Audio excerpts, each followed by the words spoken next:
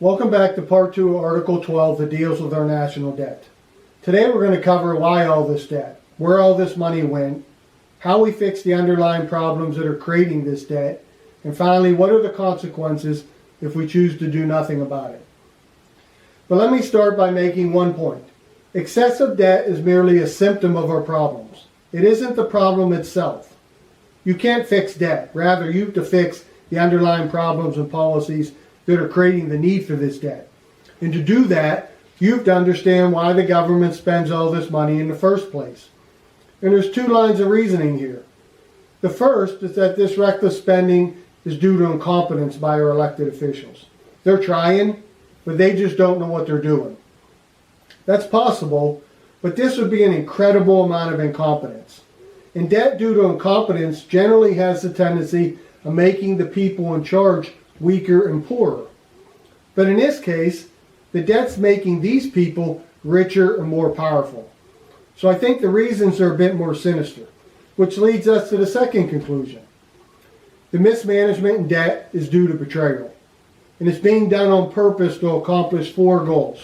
First, to create the illusion of winning by using debt to temporarily hide the lost opportunity that their failed policies have caused. Because without this debt, these schemes and their power would have ended long ago. Second, to enrich themselves and to reward their political allies. Third, to buy the necessary votes to maintain power. And fourth, to bankrupt you in your death march, so you're left as a serf with no money and no power to do anything about it. So think about those reasons as we discuss where all this money went. So where did all the money go? About 60% of all the money spent goes to just three places. First place, welfare spending. This will consume about $1.2 trillion this year. And this spending checks all the boxes for betrayal. It hides lost opportunity. It rewards political allies. It buys votes. And it bankrupts the rest of us while it cancels out our vote. So we can't even do anything about it. The second place for this money, the Treasury Department. It'll spend over $1 trillion. Over half of those dollars are the interest payments on the debt that make a lot of people rich. But don't forget the cost of the IRS. They make sure political allies are rewarded with low or no taxes while you're taxed into poverty.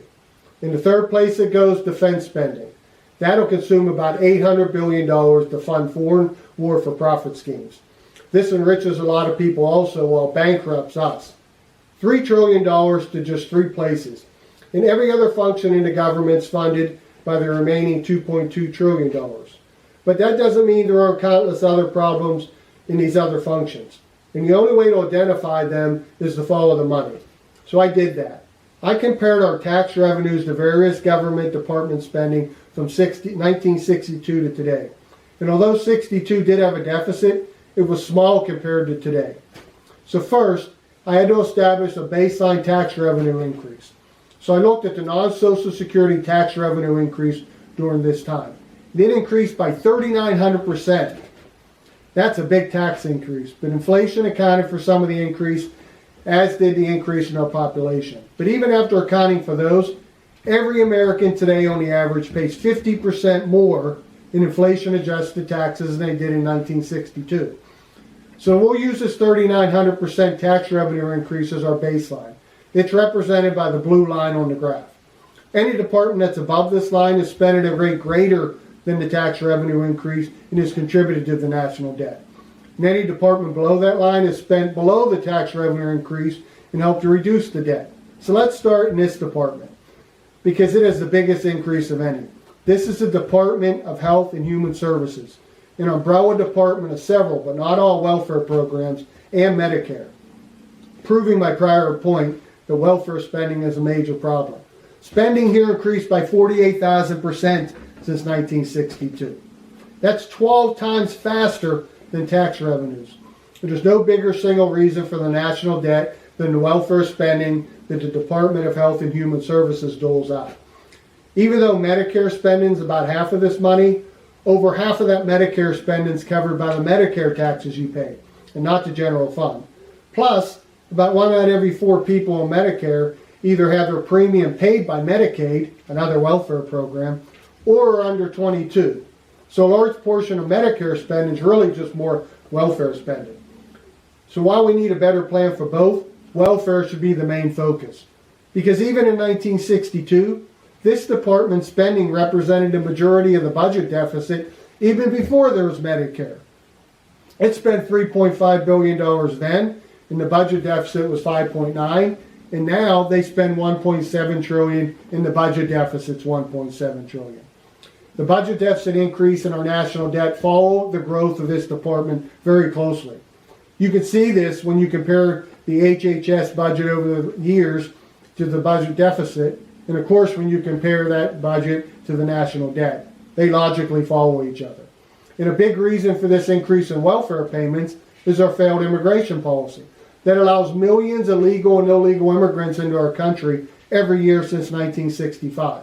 So of course, the percent migrant population shows a very close correlation to the increase in the HHS spending and our national debt. As paying for the benefits that these migrants get immediately upon entry into our country takes ever-increasing amounts of your money.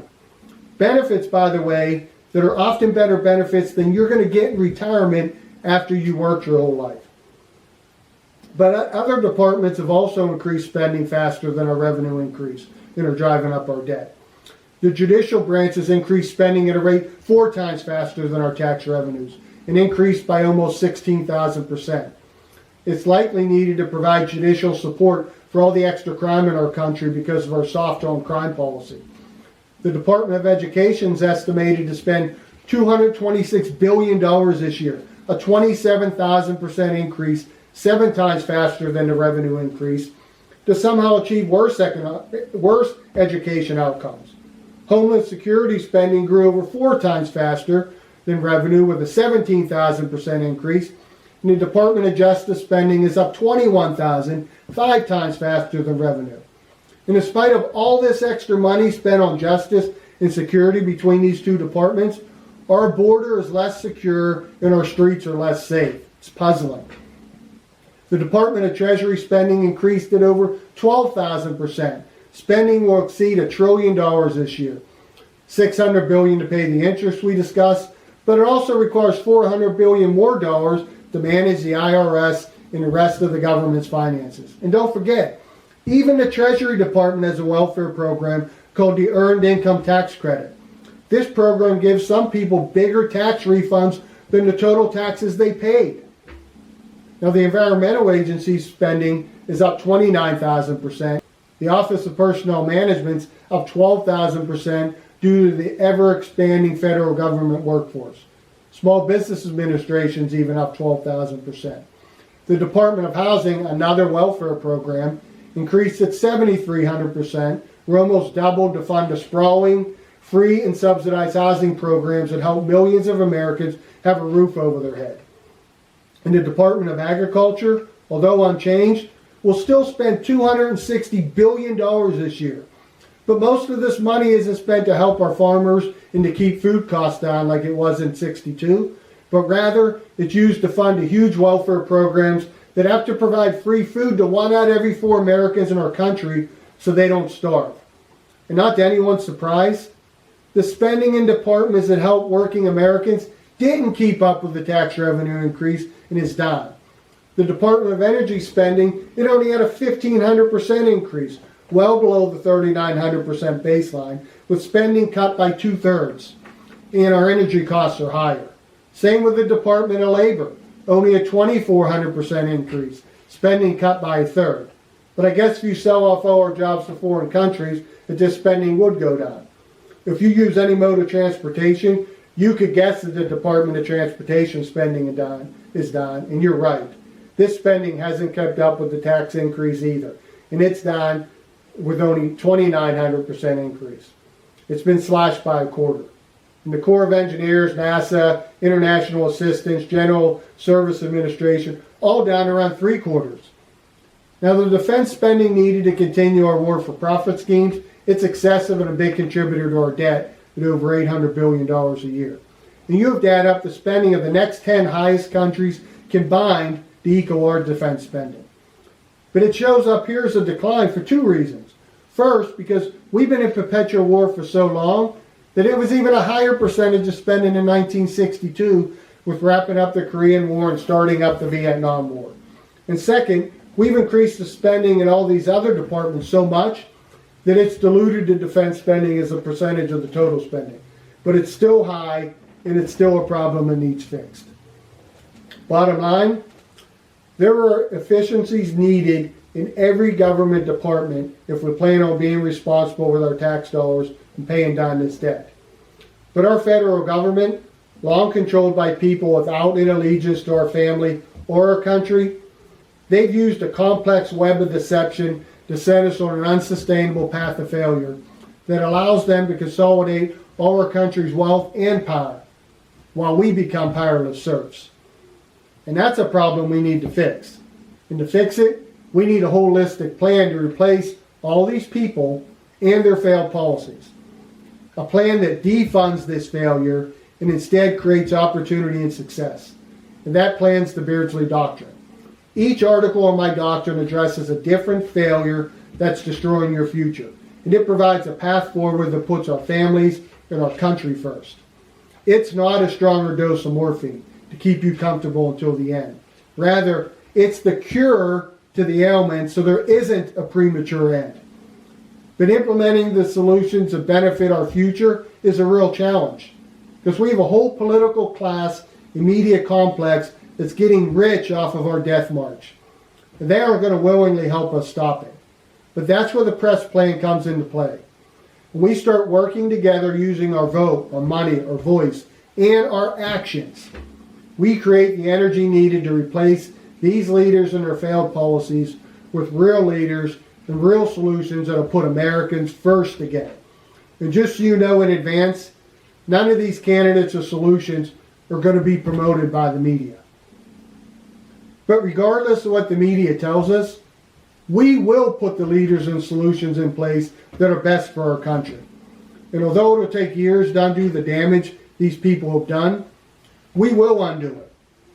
With only 2 balanced budgets in the last 64 years and a $1.7 trillion deficit, it won't happen overnight though. I like to estimate about 7 years to achieve a balanced budget, and that's an optimistic goal. But we need to start going in the right direction now, because doing nothing just isn't an option anymore. If we don't start to take the right steps to fix this problem, what's next? Higher taxes to pay for it? Is that even possible? Seizure of your retirement account, bank account, your private property to pay the debt for the good of the country? How about land seizure? The federal government already owns 28% of all the land in our country. Maybe they'll take yours and use it for debt payments. Or just a government default, where the value of your money is just gone and you lose everything. Or worse, maybe it just ends when you complete the death march. At least in that case, you won't have to worry about it. Either way, all these outcomes are bad. Let's not wait around until one of them happens. Instead, let's start doing things a better way. I'll see you next time.